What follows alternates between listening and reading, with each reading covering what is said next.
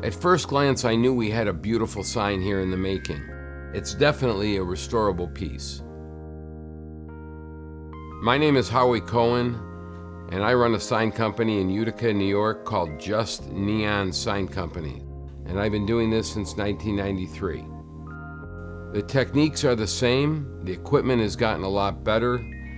There are more gauges, there's more analytical data that we can obtain when we fill the signs, but essentially the whole process is entirely the same since the beginning.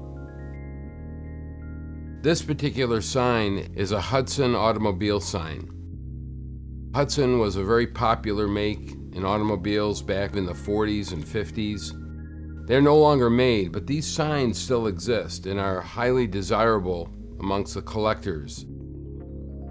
Signs of this nature at auction could bring upwards to $20,000 to $30,000. My only task here is to restore the neon.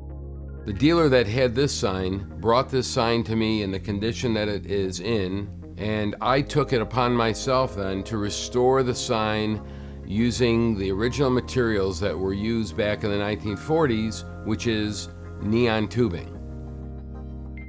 When a sign comes in, the first thing I do is I make paper patterns of the neon letters to be made. Once the tracing paper is attached to the sign, a black marker can be used to outline the beginning and the end of each letter. The interesting thing about making neon is we do everything in reverse. So the pattern I make here has to be reversed before I begin making any neon. The most challenging part of making a good pattern is making a good tracing. You have to make sure your pattern is not going to move, that your paper is not going to move, and it's got to stay that way through the entire tracing. The holes where the glass housings are located, if they're off a little bit, your neon unit that you install might not fit, and that would mean that you have to do the whole thing over again.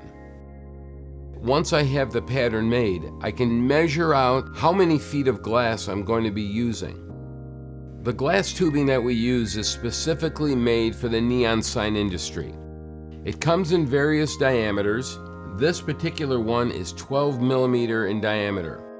If you use a tube that's too large, you lose some of the detail. If you use a tube too small in diameter, it would require lots of transformers to power it. We use a carbide tip circle cutter and a Dremel tool. With those two tools, you can make nice, smooth, accurate cuts. With my fires on, my glass at hand, I'm going to be shaping the glass. It takes many years and years and years and miles of glass before a glass bender could be comfortable with making letters. The type of glass we use is a relatively soft glass. The fires we use, either the long ribbon burner to make gentle arcs and curves, or the sharper cannon fire, which is used to make what we call double back bends. The glass will soften, and then you really have to apply a little bit of air by way of your mouth into the glass tubing, which will then keep it round. The hose that's in my mouth is called a blow hose. Without the blow hose, it'd be very difficult to put the proper amount of air into the glass as it's softening. If you don't do this, it will crimp, and the gas and the electricity will not flow properly.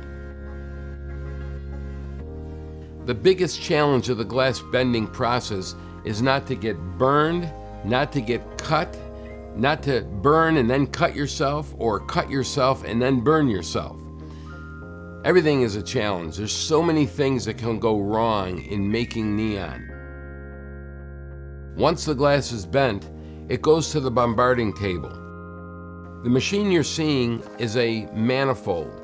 This meters the gas into the tube and evacuates the tube. And that's where all the oxygen, water vapor, impurities are pumped out. The glass is also heated. It's heated to a very hot temperature, upwards of 300 degrees C. Very hot. Once it's that hot, almost all the impurities are pumped out of that tube. Then the gas is filled. Once the gas is applied to the tube and filled properly, a high voltage can be passed through that. The high voltage excites the gas, and in this case it's argon. There's also a little drop of mercury that's added inside the tube to make the glass fluoresce. When it lights up the proper color, then you know you had no leaks and you had no issues. Every neon sign is composed of a tube sealed at both ends. These ends are called electrodes. It's a metal to glass seal which allows the electricity to go inside the tube. Once the tubing is done, it's time now to mount it on the sign. The sign is a porcelain sign. It doesn't need painting. It's actually a glass material that's put over the top of steel, is actually the surface that was put on back in 1940. There are small tube supports, and then these little wires are just twisted tight. That's all it takes to fasten the neon to the sign. What I have here is a light socket. In the industry, it's called the glass housing. This is placed inside the sign. The metal ring is then fitted onto the threads and tightened down. When the neon sets in there, it just makes physical contact with that spring. Inside the sign, there is a 15,000 volt transformer powered to 110 primary. That's a lot of voltage, but the current is very low. It's only approximately 30 milliamps. It won't kill you, but you'll know it's there. I installed the glass housings, the tube supports, the wiring on the inside, and the transformer, including the power cord and switch. There's nothing more that makes me happier than to take a piece of history and bring it back to the original condition that it was maybe 70 years ago. This is the way the sign came out of the factory, and this is the way it's going to be kept. I'm really happy with the way this thing turned out. The colors are right, they're nice and bright, everything is uniform. This sign is going to be a beautiful addition to the Museum of the Car Collector. This is a great example of a double-sided porcelain sign with the theme of automobiles, and in this case, the famous Hudson.